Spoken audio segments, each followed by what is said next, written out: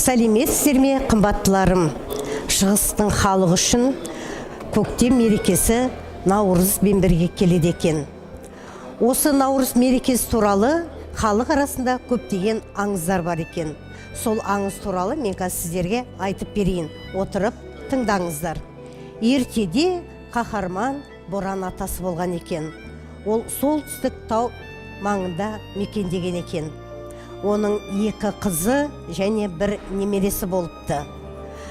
Бір күні жаңағы қыз таудан түсіп келе жатқанда жердегі қардың бәрі тезеріп, гүлдер шығып, құстар сайрайды екен. Өйткені Боран атаның немересі сондай мейірімді болған екен. Күндері бір күні Боран атаның немересі күннің ұлымен кездеседі. Екеуі бір-біріне ғашық болған екен. Бұны естіген Боран ата қатты ашуланады. Қайтсе де осы екі ғашықты бір-бірімен кездескісі келмейді. Бір күні Боран ата екі қызын жердің астына жіберіп, ал немересін теңіз патшасының астына жасырады екен.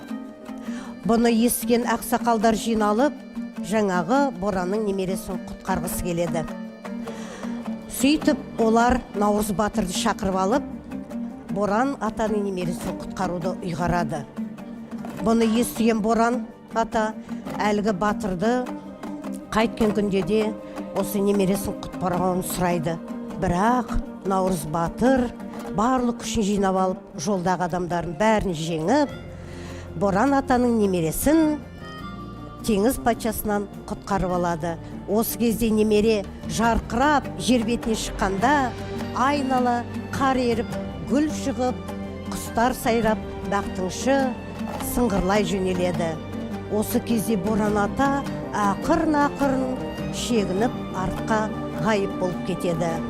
Міне осы кезде Наурыз жігітпен қыз шығып келе жатқан кезде халық Наурыз келе жатыр, Наурыз келе жатыр деп айғайлаған екен. Міне көктемнің алғашқы мінекей белгісі айнала күн шығып, жерде гүл жайнап, құстар сайрап, міне осылай көктемнің пайда болған жөнінде осындай аңыз бар екен.